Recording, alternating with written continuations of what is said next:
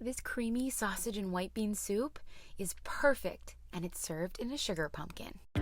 Welcome to Eat Smart, where I show you how to cook the delicious food you love to eat using clean, wholesome ingredients. Feel energized and good in your body again? Let me show you how. Tonight we're going to be making a hearty sausage soup. It's going to be cooked in a pumpkin, which is so festive and it's gorgeous. If you've never eaten pumpkin flesh before, trust me, it is buttery, it's bright orange, and it's similar a little bit to a butternut squash. So let's jump right in and let me show you how I prepped all my ingredients. To start, I am cutting up about 2 cups of potatoes.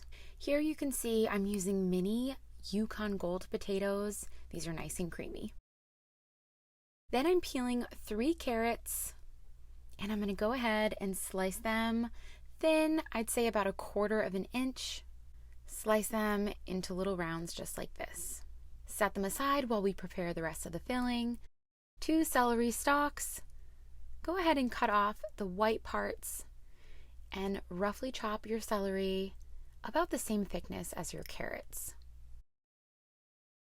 Next we have a leek. The root end we do not need, so you can go ahead and just slice that off. And then we're going to cut the leek right where the dark green part starts and the moderate green part ends. And you want to make sure you wash this leek really well because dirt will sit in these outer rings. After you've washed your leek really well, go ahead and slice your leek as thin as you can get it, about 1/8 of an inch thick. Some of these I didn't get thin enough, but that's okay. They will soften later. In case you were shocked that pumpkins are edible, they absolutely are. Although I wouldn't recommend eating the traditional jack-o'-lanterns. Those have been hybridized in a different way, but these little pumpkins here, they're maybe about 5 inches tall, 4 to 5 inches tall. They're known as sugar pumpkins. They have a sweeter flesh. It's much more tender. The seeds are more petite and really good for roasting. So for this recipe, go ahead and find sugar pumpkin to use. Typically you can find them in your grocery store, usually around fall and Thanksgiving time and into winter. And like I mentioned before, pretty similar to a butternut squash, but in my opinion, they taste so much better. So the first thing you want to do is scrub and wash your pumpkin. You don't want any dirt in your soup. So scrub and wash your pumpkin, and then we're going to take a serrated knife and we are just going to cut the top of the pumpkin off. And I'm going to show you exactly where to do it to make sure that we have enough room inside to hold our soup. As you can see here, how I cut the pumpkin, and you can see this is basically 75% up the way of the pumpkin, so it's still deep enough to hold your soup. Then with a big spoon, go ahead and slowly carve out the inside of your pumpkin. And a little tip for roasting these seeds to have a crunchy, healthy snack, spread them out on a sheet pan and at 375 degrees, bake them and season them up with a little bit of avocado oil, garlic powder, salt, and pepper. As you can see, I got most of the insides out. There's a little bit of string in there, but that's totally fine. Next, I'm using my silicone brush, and I am using a little bit of oil, or you could use fat, and I am brushing the inside of both the pumpkin base and the pumpkin top. This will just help keep things nice and moist when it goes into that hot oven so things don't dry out. Next, I am seasoning the top and the bottom with a little bit of that pink Himalayan sea salt. Then on a sheet pan lined with some parchment paper, or you could do this in a glass baking dish, I am putting the cut sides down of the pumpkin. This will help them steam, stay moist, and cook a little bit faster. And in the oven they go. It should take about 20 to 30 minutes for your pumpkin to be done. You don't want it done too much because then it will just be kind of like a mushy mess. You want the pumpkin to be able to hold its shape when you put your soup inside of it. One way to tell if your pumpkin is done is just by taking a knife and piercing it just slightly on the side, and if the knife goes in smoothly, it's definitely done. Next, put 1 pound of your ground pork in a bowl, and we are adding seasonings: garlic powder, onion powder, thyme, and sage. I'm also adding some black pepper and some salt. And here I am adding some fresh sage. This is optional, but I do recommend it if you have some or it is in your store. I'm making a chiffonade here, which is basically layering the sage leaves, and then you roll them up as tightly as you can. And just to make things easier, I'm using my kitchen shears and snipping them into small pieces. Use the back of a wooden spoon to press into the meat with all of the seasonings and try to get everything mixed up as well as you can. Mind you, all this will continue to mix when you cook it. Next, I'm putting in some maple syrup to further flavor it. This is optional, but I do recommend it. I am using my wonderful Dutch oven for this, but you could just use a big soup pot if you don't have one.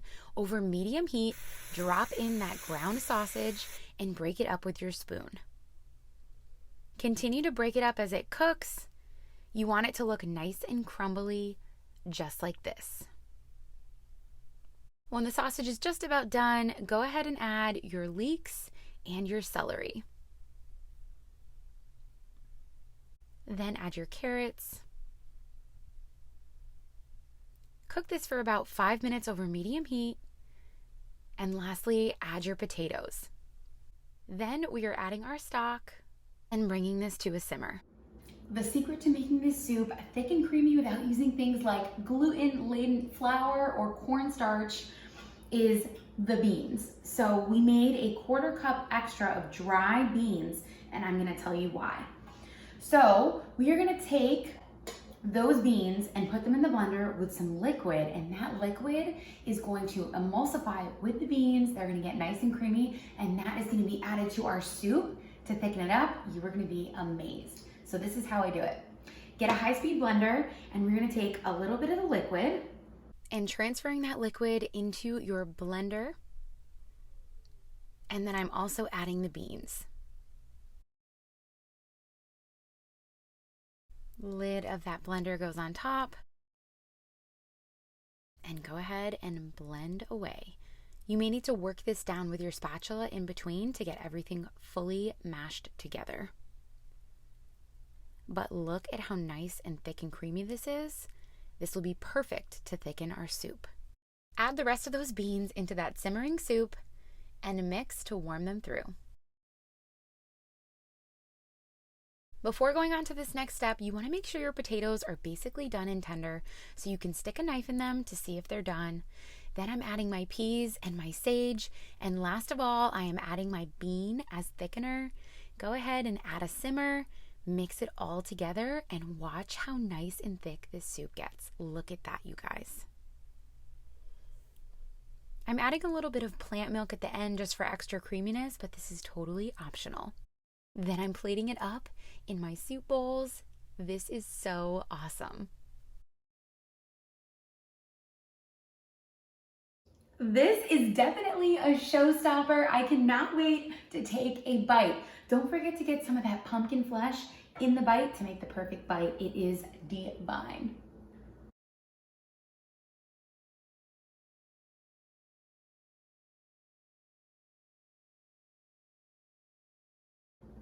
All the flavors of fall are in this. You have that pork sausage, which we made from scratch. You can taste the sage, the creaminess of the way those beans just pureed perfectly and then emulsified and mixed right into that velvety, velvety broth. You have the pop of the peas, the carrots, and then that creamy, velvety pumpkin flesh.